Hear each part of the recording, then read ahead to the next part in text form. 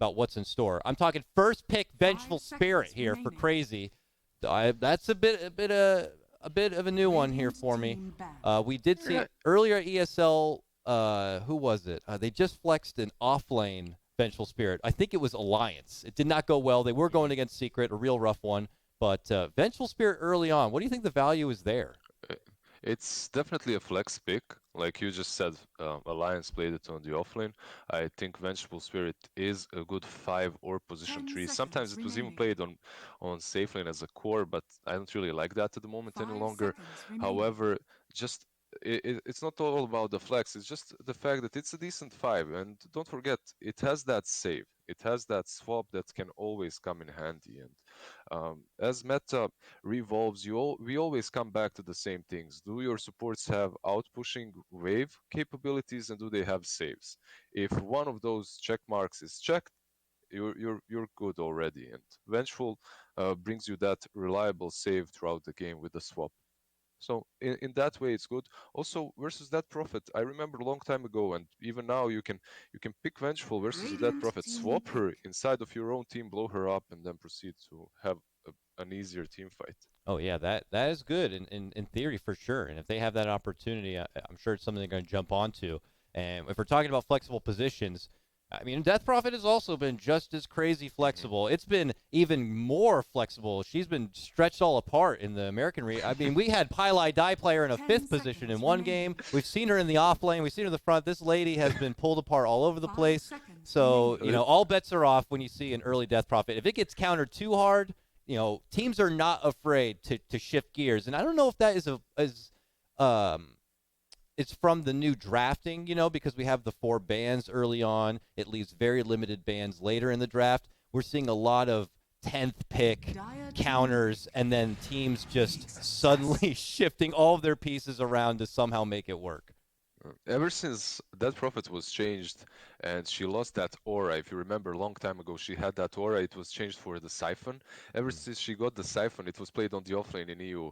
There was one dude, man, he had like 3,000 games of that prophet. He only plays that prophet, he only goes offlane, and he was like 40 years old. Everyone Oh knew it. my God! Wait, really? Now first off, I love those stories of the crazy hero spammer is in the pubs. I always bring up Logan as an example in the American pubs. It was this guy who played Abaddon nonstop, and he was like one of the pioneers of like the offlane Abaddon back when that used to be a thing. And it was the Logan strat, and he's like, this damn guy just keeps playing frickin' Abaddon on my pubs, and it's great to It's hear like that Death Prophet gets just as much attention. they spam it so hard they figure out the best way to play it on a certain Mm-hmm. position and then everyone picks up and they're like, okay, this, I guess this works, let's do it, why not? Especially if Exactly. it gets countered like you said. And Oh Mix wow. Assassin is a kind of a hero that counters a lot of big cores Mm-hmm. and prevents you from to go for those. It prevents you from going for those ODs or lash racks, right? You have to be very careful even if you're picking a bat rider, although it's banned out here. The carapace, the mana burn, Oh it, yeah. it, it's just insanely strong. It's very good, especially with everything that's in the meta right now. But unfortunately, I feel like that's what I'm seeing here. I feel like I'm seeing a lot of counter picks, but not the stuff they're countering, if you will. Like Tusk, I have Yep. been gloating about how Tusk has been so good. It's obviously been so good in Europe CIS. It's good against these fat offlaners, your Centaurs, your Bristlebacks, your Mars picks. Being able to make tanky heroes to not look tanky because of the potency of tag team and how he could be as a laning partner there. But I'm not seeing any even fat offlaners yet. Crazy are like, oh, you got a Tusk? We'll just ignore that then and pick something totally different. And then now an Underlord is also quite a unique pickup for the offlane. Just screaming, we want even more damage mitigation to some sense. Maybe Yep. assisting keeping the Death Prophet alive, I suppose. The Underlord brings a lot of utility, so you're gonna have Underlord and Dead Prophet just going in deep very early on, taking those towers, taking objectives. We might expect business associates to go for a really like super hard carry as their fifth pick, right? Something that can carry them the late game because these two should create a lot of space early on. Yeah. Now, early on, a hero that loves fighting because of the egg, obviously, is Phoenix. He brings way too much in those team fights early on, and this might even be a Phoenix core. If it's not a Ooh, Vengeful Spirit, it should be a Phoenix because I believe Vengeful should be 5, your Nyx Assassins should be 4, yeah. and then we have the Phoenix on the offlane. I wonder if we So could those see levels, business creep in a Snapfire here, though, for that Phoenix. You know what I'm saying? She's been kind of the answer. For some teams, getting that shredder and shooting down that egg and cracking it. You know yeah. what I mean, lizZard? It's been pretty good. Of course, that little shredder is great versus Phoenix's egg. At the same time, they picked Nyx Assassin already, and it's one True. of those heroes that makes the Mortimer's Kiss pretty much a useless Oh, spell. you're absolutely right. Yeah, you can maybe get one off, he carry passes it, and you're just stunned forever. So, um, although really do like the idea versus Phoenix, it's great. Yeah, you're right. I actually didn't really consider that for the Nyx Assassin. Nyx Assassin has not been shown too much in these drafts, and we've seen plenty of snappy picks of the Snapfire to the Phoenix. But yeah, Nyx is definitely a good option for that, and maybe enough to deter business associates from going for it. Now, Invoker pick, intriguing here because what is the Death Prophet doing now? Is she a safe lane? Is this Invoker going to be a safe lane? I mean, I like the idea with the Invoker. The crowd control is fantastic against a heavy team fighter like Gyrocopter. I guess Alacrity will help you hit the egg a bit faster, but now I'm a bit, a little perplexed on how they're going to be laning this. Yeah, I'm pretty much in the same boat with you. What did you say? That Prophet was position 5 yesterday or Oh something? I mean, God, yeah, we Cloud9 did might it from see what it. I heard. I didn't start the Pro Series. I believe it was a day with Moxie and Jenkins, and they. I remember tuning in while I was researching, and sure enough, Pylite died. Definitely sport. It was obviously probably a victim of the draft, just how things ended up panning out, like I was talking about before. I don't think you go into the draft saying we're doing the 5 Death Prophet boys. Let's go. So, I think it Yeah. might be a similar situation if it's something they do go for here. But, we don't know As- yet.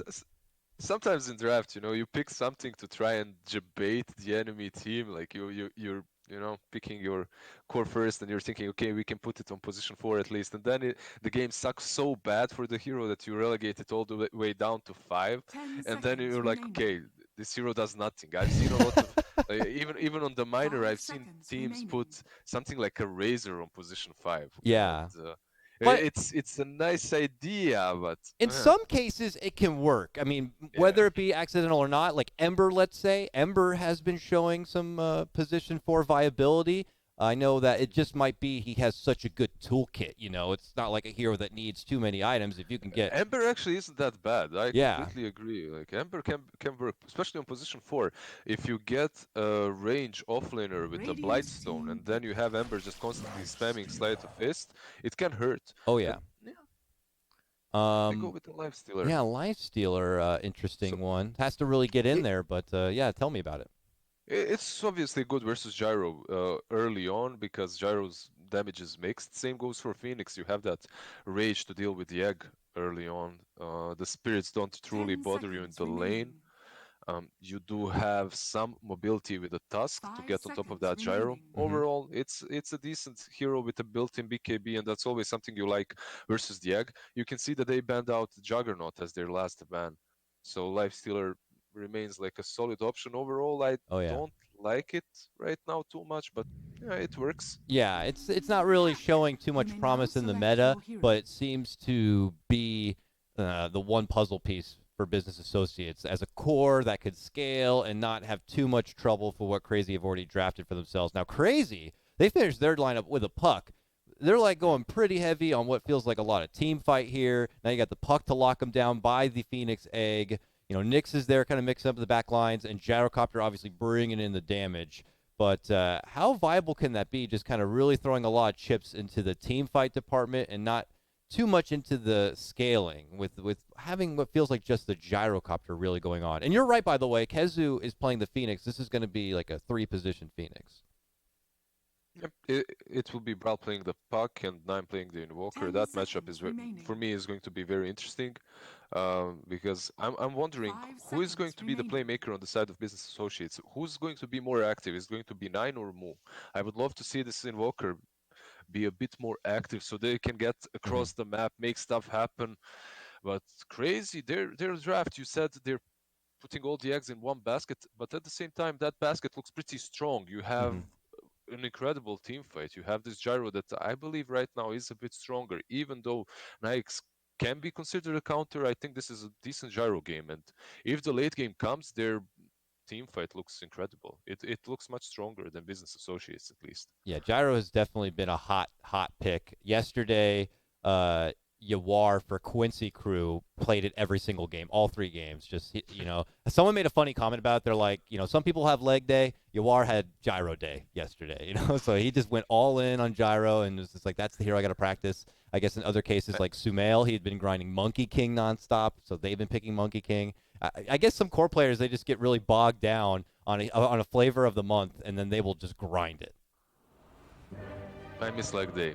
I never thought I would say this, but I miss leg day. All the gyms are closed. Literally, yeah.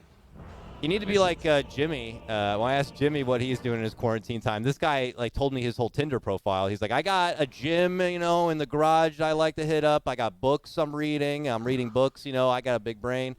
And he's like, some occasional Dota. And he's lying. I know he's vegging out like all of us. We're all being sloppy, laying around in our own filth, playing Dota. So I can't move my camera at all in Dotes. Just a second. Oh, just reconnect. All I'm doing is I put my girlfriend on my shoulders and squat a little bit for like. This man has a girlfriend, everybody. Look at this guy. Yeah. Okay, the camera is still spazzing out like crazy. Might have to close all Dota and then reopen it again. Just don't disconnect from the game. Hopefully it'll work. I've heard of, I think Moxie had that problem as well and did a reconnect and it worked. I just hope it doesn't happen again, but one time I was casting with Killer Pigeon, my camera throughout the whole game was stuck in the center of the river, and that's all I could see. Oh no. If that happens, I will try to paint a picture of the whole game for you, and I'll just propose questions that you can answer without needing to see what's happening. It's funny how much you can bullshit just by seeing the HP bars, Yesterday, my keyboard wasn't working for one game, so I did all the camera work with one hand. I'm sure the chat recognized that, but I somehow BS'd my way through that whole game, and we managed to catch most of the action here.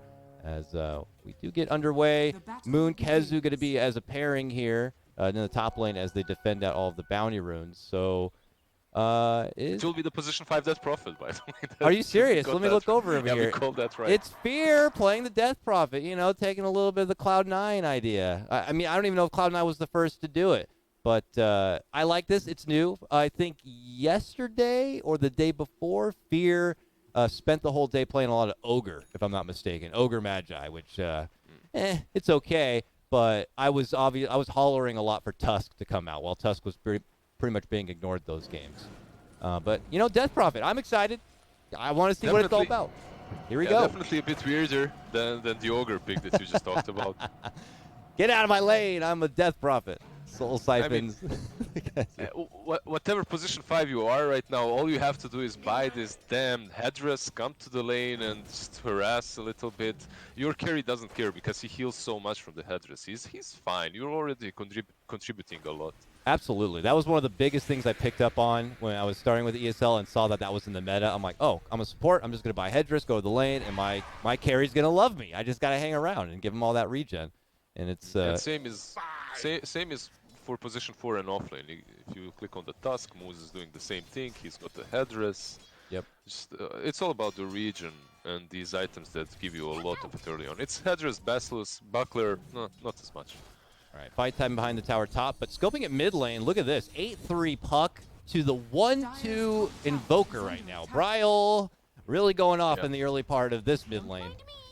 Yeah, he's destroying him. He's crushing him at the moment. It is a Quasvex Invoker, and in the first few waves, it's not easy for him.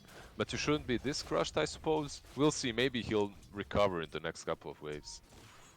Moon over here on the side, going toe-to-toe with Fear, getting pushed back a bit. Moon has also been a lot of fun to watch in his crazy games in this new 4 position.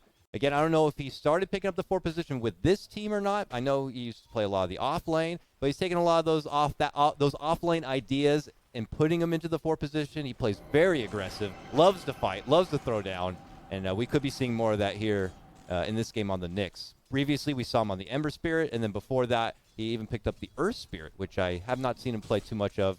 You know, he's having a lot of fun in the 4 position, and you know, it's always funny to see these cores rotate around and have to kind of adapt. I think he did play a couple of. He did play a support in a couple of teams before as well. So, but long time ago, before he transitioned actually and played offlane all the time. It's definitely not something that he's not familiar with. And right now, when you're playing on the offlane, you have two 3.5s. You don't truly have a real offlaner in many teams at least. So it's not fair. a huge difference. Yeah. Yeah, more often than not, the meta seems to be decided between, like you said, you'll have two 3.5s. I like how you put it like that. Or some games, they will still be able to pull out like a very dominant Centaur or Bristleback type of lane, and then they can have that 4 position really go around the map and put in a lot of work. Bottom lane, they're putting in some work on the Skeeter here. Here we go, that tag team action I'm talking about. Brax and Moose just muscling it down. Brax with that, I would assume, a little bit of amplified damage to get it done. And that is your gyro dropping. I guess they just assessed the situation, knew Owie wasn't nearby, and pounced at the opportunity. Yeah, that's exactly what happened. He moved away a little bit. Maybe he was thinking about stacking, pulling. And Oh, sorry to interrupt. Top lane. Yeah, Fear gets hit with a nice stun. Burned through from KheZu.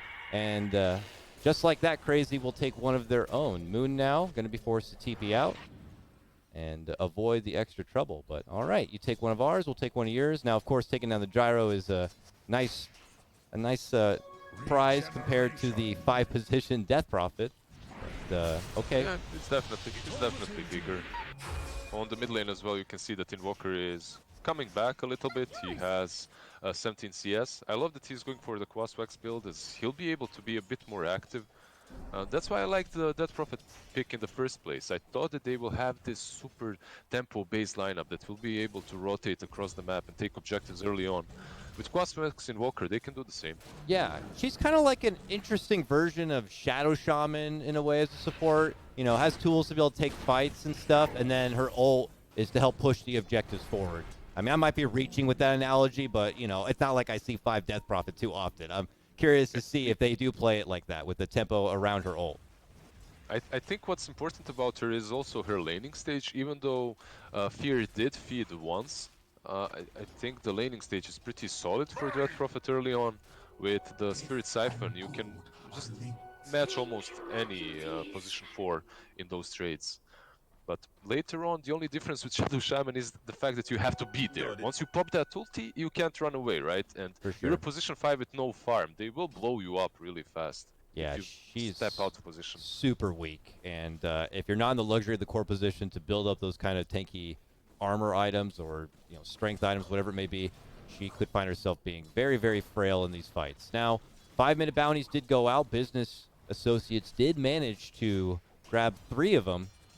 And now we are seeing a small rotation around to the mid lane here. It looked like Moose was trying to make an approach onto Bryle, but look at Bryle. He plants his own ward on that mid lane and will spot any sort of incoming rotation here. He's getting really close to level 6. We could see Bryle try to, you know, eyeball these side lanes now that the coil's going to be online and look for an opportunity to strike.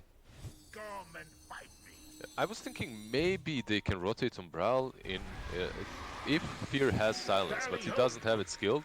And because of that, Bryle is a really difficult pick-off to make, really difficult gank. Yeah, I'm curious how he levels, if he just keeps the 1 point in Crimp Swarm and starts getting silence and obviously continues to buff up Spirit Siphon. I don't think so. I don't believe that will be the case, because what do you want? You want to be able to clear waves. Bottom lane? True. Bottom. There's that coil rotation coming out from Bryle. He's trying to make a move onto both Brax and to Moose. Brax seems to be the first victim to fall here. While Moose does escape to the corner and TP out, they get the juicier, fatter target in the Brax Underlord, though, and that's your successful coil gank. Top a little bit of pressure from KheZu. Sorry, he gets, and he'll have to Icarus dive away from the trouble. That was pretty good on the bottom lane. First rotation from Puck, first Dream Coil used. Instantly they got a kill on the Underlord. and he was pretty much getting fat on that bottom lane, so they needed to slow him down a little bit. Also, while that was happening, Moon Meander took some experience on the mid lane, which is also beneficial for them. They want to have this next assassin reach that level 6 as soon as possible. So a couple of pretty good moves for Crazy so far. But there's a smoke rotation coming bottom now too. Yeah. They did spot out Fear trying to plant that war in the top lane, but what they may not know is business associates are on the prowl, looking to get revenge on the bottom here. But the only target close by is Owie. Skeeter, very reserved. They Look at know. mid. Look at mid. Of course they know. Mid tower is being completely like just undefended. It's just undefended. Puck is attacking it, and because of that they retreat behind the tower. If no one is defending mid, there has to be something going on. Yeah, super shady that nobody's showing themselves. So it's a good read of map awareness there from Crazy, and they avoid that approach. Now that 9 has returned to the mid lane, they should know that it is all clear and safe.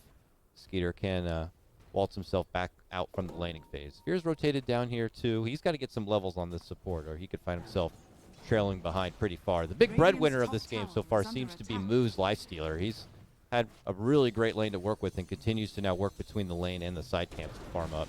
Yeah. This hero doesn't get pressured by Phoenix on the lane. Like Lifestealer just doesn't care. Nyx Assassin and Phoenix can't threaten him at all. You can perhaps harass him a little bit, but all he needed was a little bit of help from Fear, and then he's completely fine all alone.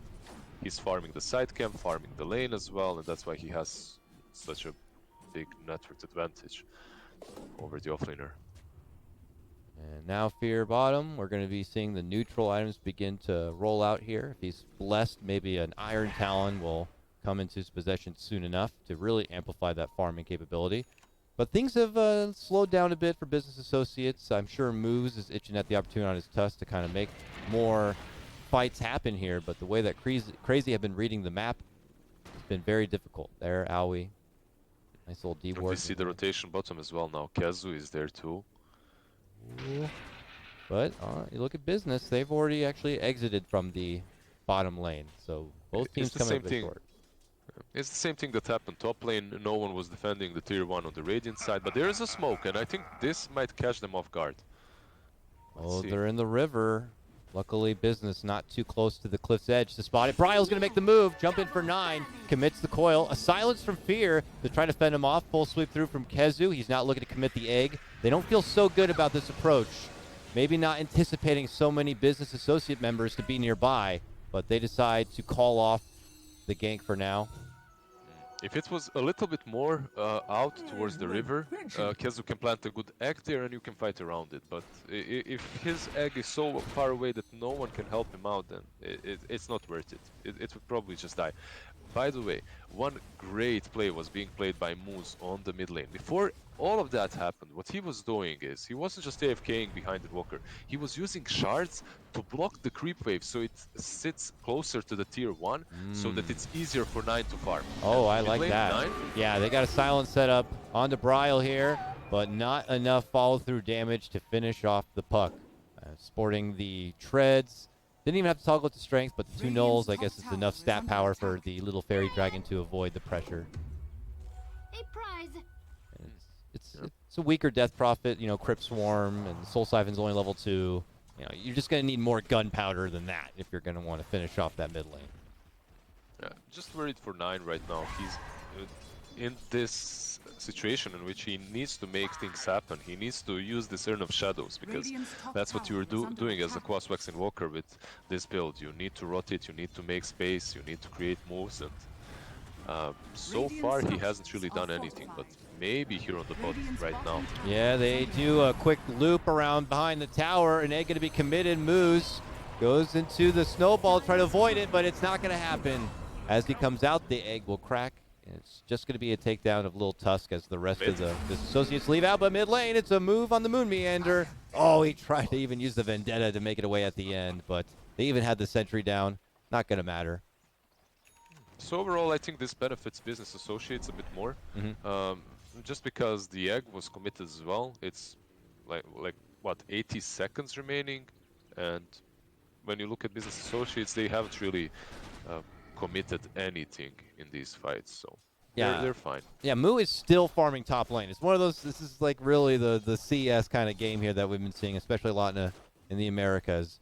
Like they're just gonna take these opportunities to just farm. If it's gonna be presented and they have the hero lined up for it, he will farm until he reaches that peak form, that peak condition, and we could see business associates try to use that as a spearhead to just take it to crazy.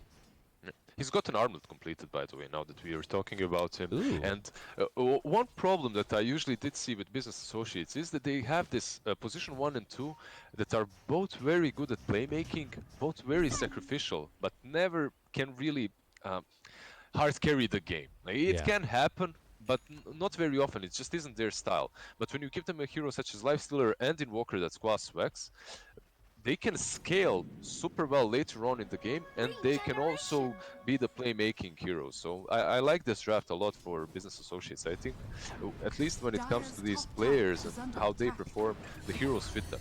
Oh, catch the back end of that. It's Moose getting apprehended and jumped from this 3-man posse coming out from Crazy in the mid lane. Just that little support catch. Now 9 moving in. Tornado, EMP, Brax. He makes his first rotation to the mid lane, but a swap is there from Owie. Owie level 7 on this Vengeful Spirit, by the way. Lots of levels there. That was also Owie helping them kill with the swap, with the aggressive swap, and then save also with the defensive one on Puck. Pretty good play so far. Yeah, real nice. Taking advantage of those recent changes to the Vengeful Spirit. Big brain 5-head Owie over here. Another smoke towards the top lane, but they won't really find anything here. You can see Skitter, he's already far behind, safely in the farming in the triangle. Yeah, he is looking to try to catch up with the pacing of this Lifestealer, farming through that jungle. Moon has been spotted trying to head to the high ground, and he gets caught out between Brax and Moose, while on the other side, a catch for Skeeter here. Fear committing in the exorcism, and with Moo just chucking him down, they're going to get it complete. Now they look to the egg. Can they pop it in time? Just one more hit should do it, and there it goes. And it's all business associates here in the top lane. The only one not involved is Owie, and he's the sole survivor. I was just about to praise my EU boy, how he read that smoke, he moved back into the safety of the triangle, no one is showing on the map, and then he back into the tier 1, eats all of their ultimates and just dies. Also Kezu, he's only level 9, that's also a problem. When you're a Phoenix, you can't really commit that egg in an aggressive spot until you're level 12, because that's when your egg is can be sort of unkillable. If you hit your fire spirits right, they don't have BKBs, it can survive. But level 1 egg, even one single supports without fire spirits, debuff can kill it. Unfortunate events there for Crazy, just didn't quite have everything lined up. Plus, I guess with the commitment already made from Crazy in that mid lane skirmish, business associates felt good to take the strike. And leading up to that catch on the gyro, they spotted out Moon. Moon, by the way, now Vendetta to the mid lane. Stuns out, but that's a very fat and tanky target. It's a Hood, Brax Underlord. And look at this, they have help nearby. The henchmen of business associates come into action yet again, and they'll take down the Beetle, and they move ahead 7-4 with a 3K net worth lead. Top lane, he should be fine. Kezu should be fine here. He TPs away, but yeah, it's so good what Brax is doing. He's just going for this pipe. The moment they have pipe, how does Crazy actually take these team fights? Gyro's damage is just magical at the moment. It's going to be very difficult. Yeah, Gyro definitely has a lot on his shoulders. And, you know, Gyro, as we know, needs kind of X, Y, and Z before he's in a real peak form. I know he's building up now for the Agnems, which will certainly amplify his damage output a bit.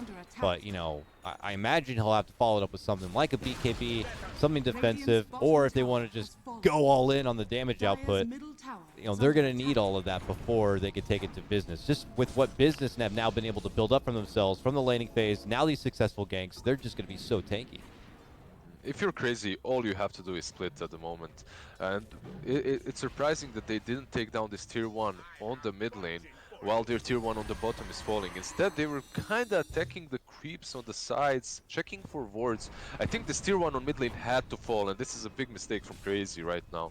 They needed to take that down when their tier 1 was falling. It would have been a decent trade.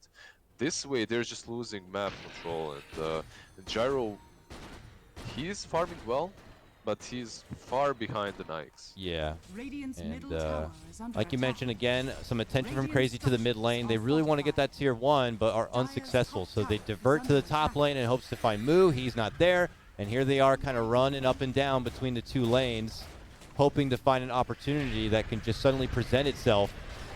But they may be caught out slowly. Moon in a precarious position here, gets chomped on down like a little beetle treat for Moo. And now Moo just hops into Brax's backpack, and they begin to siege away on this tower. You know, Brax on the Underlord with that aura, he could do some serious damage to these towers with that. And look at this. They're slowly trying to burn him down. But here comes Moose moving in with the uppercut. Fear. That support. Death Prophet. Look out for the exorcism. Tickles them from behind, but it's Moose killing another, taking down Bryle. Business Associates charging down this mid lane, confident and strong. You just can't approach them. You can't fight. You have some cheeky plays with Dream Coil, perhaps Dream Coil into Swap to break that, or Dream Coil into Phoenix's Egg, but you're lacking so much damage at the moment on the side of CR4ZY ever since this pipe was completed. I watched the whole thing. That was just Moo eating what looked like a rotisserie chicken. It just looked like nothing. He just gobbled it up in like 4 swipes. And I know that was a movement from CR4ZY to try to push out these side lanes to continue to stall out, but I feel like that's the only tactics CR4ZY have left now, is stalling out, getting what farms available on the side. I hate for them to be in a position where they're already going to have to think about just high ground defense, but Business Associates, yeah, but Business Associates, they're coming, man. They're huge. They're in that position already. It's no way around it. Oh, owie. Nice little catch of the shards right there from Moose. He swaps in Bryle. And Bryle, you take care of it. Oh, I'm sorry, Bryle. I'll put myself back in the problem. But it's enough of a swip swap that Business Associates are like, you know what? Never mind. And they back away. So good play from Owie. Narrowly bails out Bryle. That would have been god awful if Bryle went down for something. That's the next level play right there. or it was just Bryle screaming at him, swap me back out or something. You know, because he has Yules, he can actually escape that situation now. He has a way of getting rid of the silence from the Death Prophet. Before he didn't. Before, if he gets rooted, he just dies instantly. So true. It's a little bit better for him. Oh, 9. Here we go. CR4ZY on the offensive here. They've got about 4 members to the top lane. 2 caught out by Brax. Brax a little short on the mana.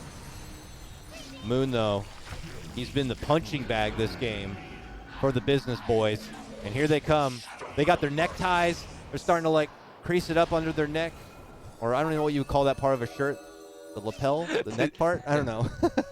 Let's call it neck part. Did you see them on the LAN, by the way? They actually do come in suits. They come in like a shirt and I love it. necktie. You know, that's how you get that's how you get extra attention to your team, get, you know, sponsors intrigued, get people watching. I love it. It's a great marketing move. Is Moose now making moves onto Bryle. Bryle trying to orb up and out of there. Another Yules. Ice Wall though, and he falls. Ooh, 4-12 already. There was little chance that he survives that, but still it was good snowball by Tusk. As Yules is coming to an end, he snowballs over it, so the puck is caught 100%. CR4ZY. Stop playing CR4ZY.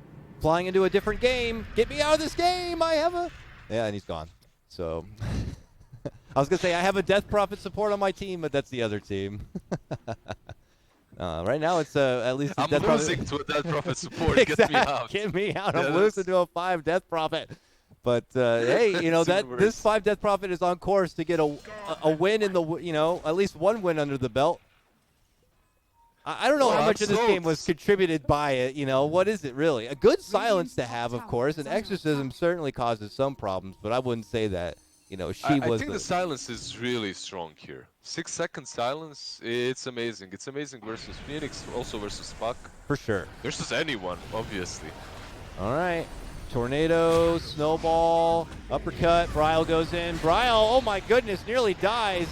A swap back from Moose. Skeeter looks to shoot him down, gets a wonderful call down and set a flat cannon. If they can't get anything out of this, I don't know what they're going to be able to do.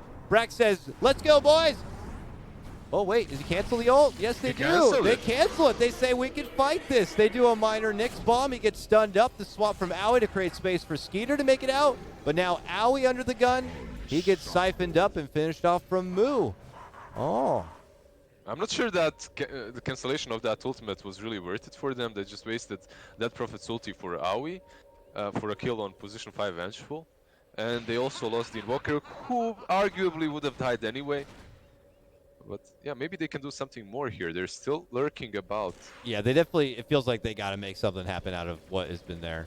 It was a power move for sure, but I don't know what the implications are really going to be from this. But they're not done yet. Oh, Ward to the high ground was just a sentry. You know what it is? It's basically Dreamcoil has been used, Phoenix Egg has been used as well.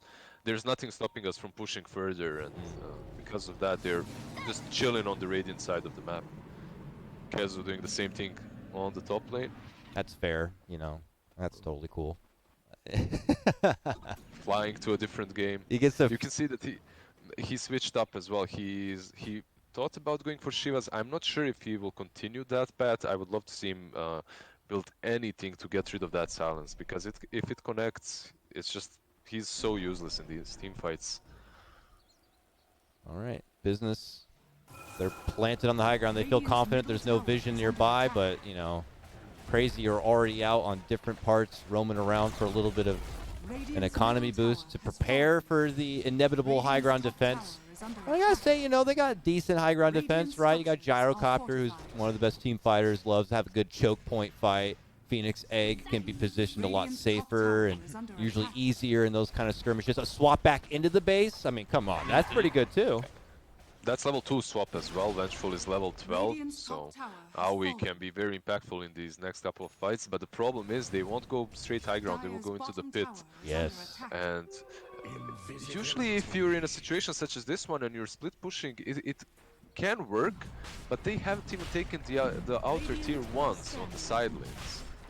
And because of that, if you're business associates, you can be like, okay, let them take the tier 1s, we'll just pressure high ground. You can't afford yourself to make that trade if you're crazy. The early game, the laning stage just went a little bit too poorly for them. And you're right, business say that we feel so good. If a fight was to come, we'll gladly welcome it. They take to the Roche. They're not going to be threatened one bit. The couriers are threatened though. Moon is on courier watch. Give me that courier. Got one already. Got Brax's, but hasn't been able to catch any others. He's under the watchful eye of one nearby courier, it looks like. Interesting enough. But on the other front, it looks like we have action onto Aoi, also very deep. And there he's finished off. But what about the illusion? That illusion could cause problems later. All right, well. Of course, and it can give you like 10 gold. Should definitely hunt it. Boost 20 seconds. Watch him lead to like a successful gank with this, and it's like some sort of Spider-Man thing where he's like, I should have stopped him when I had the chance. And he'll get handled by Brax. It looks like on the other side it's Kezu. The top lane this time has no cliff to fly off from, and knows that they have vision there. That's the silence from the Death Prophet, 6 seconds. It's literally what killed him. It's so obnoxious to play against. He needs to get himself an item that helps him get rid of that silence. Lotus, Yules, whatever. But the problem is he also needs damage. And you're in this situation in which you have to build defensively, but you don't really want to. It's a hard call to make. All right, here comes business associates knocking at the door, looking like some missionaries here. Like, hello, can we come inside? As a call down out from Skeeter. What's going on? Underlord? I thought that was his ult. He's coming with the pipe. Oh, with it came with the pipe. Okay, that's what's going on. And now they charge into the base here. Swap back save. Valiant Martyr Aoi throws his life away for Skeeter's Gyrocopter. Moon Meander hanging on mid lane. Can he get the courier? No, he couldn't get the courier. All right, well, back at mid lane. The butterfly is completed. Gyro has some damage to work with right now, some physical damage at least. It's obviously mitigated by Brax, but but it's a power peak, a little one, and something that Crazy can maybe work with here. Losing one set of racks isn't too detrimental for him. It is 11. No, if you click on Moon Meander right now, he's using Vendetta on the other side of the map. He didn't even have a TP this whole time, so even if they wanted to fight, they would fight without him. Courier! Top tower is under attack. This is all he's doing. He's like, I'm gonna get that one. Get it. No, it was only a clarity, not even a big prize here. He was even smoked. He smoked himself over here to get a courier or two, but not even that worked. Radiant's bottom tower is under attack. It's just a sad game. Even when you can't even kill a courier, it's a sad game. It's an interesting strategy. It's like, well, I know they're really rich, but if I can kill the courier and prevent them from buying anything, then we'll have more time. But now Moon is going to come to what could be their final defense here. Going in, Moo. Chomping away, looking to take it right to Skeeter. Moo steps in, uppercut there, swap back for Maui. Skeeter, though, that Spirit Vessel, slowly take it away. He'll have to walk all the way back to the fountain to heal up for round number 2. Looks like Moo jumps into Brax, and they siege away, finishing off that tier 3. And now their second set of racks in a bit of trouble here. What can Crazy do to stop them? Here in that support Death Prophet Exorcism helping out as they chip away at the racks. Okay, good moves onto Moose. They'll finish off the Tusk. No egg committed yet. Moo goes in, finishes off Moon Meander. A buyback from Moose on the Tusk to come back. They want to close this one out. Another swap, this one on Bryle. They can't quite get a hold of these cores on the Crazy side and finish their plate, but they can finish off what's more important. That's the racks, the objective at hand.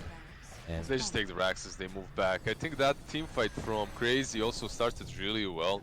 They had like a 3-man impale from Moon Meander into 4-man silence by Bryle. They started off well. It's just that they're so weak they can't really close off anything. They can't even finish off that Nyx once. And the way Moo is playing is also so good. He rages, attacks the towers or objectives while he's raged, while he's invincible, and then he infests Underlord, which makes him again invincible, and he's completely fine hitting the towers until that rage is off cooldown, and then he fights again. It's very difficult for Crazy to approach these fights somehow, and this is a situation in which you just don't have the firepower. The Underlord offlane with the pipe, Vlad's, and the Lotus Orb is doing 10 times more than the Phoenix. That, well, you know, Phoenix has nothing, so it's understandable. yeah, I mean, for now, Kezu still has an egg, and with that, they have a hope and maybe a prayer. And we'll see. There we go. The Lotus Orb is completed, so we will have an egg. We should have an egg in the next team fight at least. He doesn't bring a lot of utility besides that, but they do have that possibility of a decent team fight again. Yeah, they're just hoping to stun as many as possible all together and allow Skeeter to just unload his true DPS. He's got the Rapier queued up, and I certainly don't fault the guy. They're going to need that kind of firepower if they want to pull this one back and just chunk down the ever durable. It's a desperate one. Yeah. It's a desperate one though, right? I believe it is.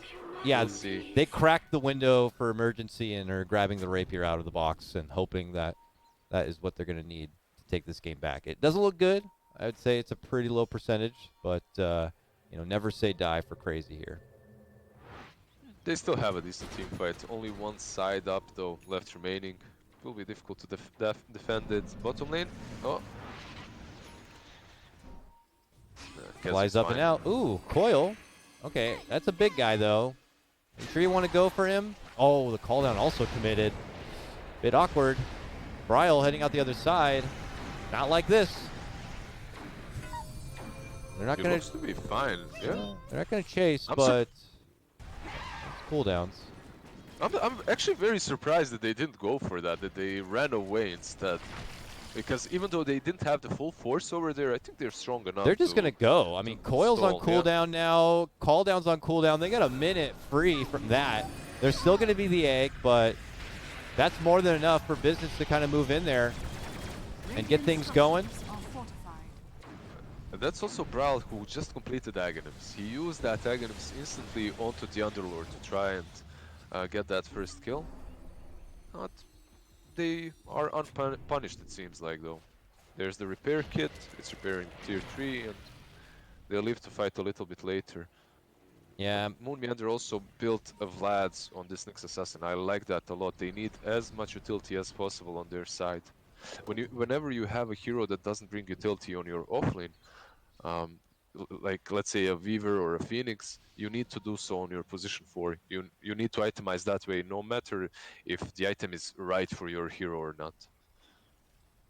big DD rune here at the top river. They will hold that there because Roche may respawn in about 20 seconds time, and if Business Associates get what they want, they'll have a very short timer, and they can snag that Roche and hold that Aegis as an insurance policy so that when they go for the final Dire's push, courier has been it's killed. all but certain that they will have everything they need. That pesky Moon Meander, he got that other courier. He got another We one. did it! That pesky Moon Meander. Moo is salty about it too. Gives him the well played. Nice. I don't think it had anything valuable on it, but here we go. That's a good swap. They're making a call out. They do the swap, the crack of the whip there, but Moo quickly jumps inside Brax and creates that space. The egg also going to be committed, but with no one going down on the business side, they can move in and rightfully claim the game is theirs. They're looking to close it out. They take Owie and Moon down first, and they're going to be going for more. Moo, happy to swing, goes toe-to-toe with Skeeter, and with Skeeter dropping out, they're going to just raise that white flag and call it game. That's just it. They try. It was a solid attempt. They did the Aghanim's coil with the swap from Vengeful Spirit. The egg was also on the high ground, but the moment that Nike survives, you know that the game is over. He infests Underlord once again, Brax to the rescue, and I mean, this last team fight didn't really decide the game. They were saving up for a rapier that they didn't purchase in the end, so maybe if they had it, they could have turned it, but it was such a difficult game from the get-go. The moment those rotations from Braille didn't work, their laning stage fell apart. They had a couple of dream calls, but they usually resulted in either Fear or Moose dying early on. And then you have Business Associates with Brax, with that pipe just rolling over you. Moo wasn't even contested. Phoenix versus Nyx is not a great lane for Phoenix. Yeah, there was real strong lanes set up for Business Associates in that one, and all of the cores that were kind of left to have these wonderful lanes, they just kept their head down, farmed it up. I'm speaking more to Brax and Moo in particular. Both of them really grinded away, took advantage of the lanes that were bestowed upon them, and then used that utility, used that damage to really just take Business Associates through. Crazy. Lots of fun little ingenious ideas to try to grab the game back. Skeeter was trying to match the pacing of the farm with Moo, but when the fights broke out, they just clearly didn't have enough altogether to try to bring the game back. So, wonderful stuff. A lot of strong fight here coming out from Crazy, but it is Business Associates who do score game number 1. What we're going to do now is we're going to cut to a break, ladies and gentlemen. When we come back, it is going to be time for game number 2 of Crazy versus Business Associates. Take care, and we'll see you soon.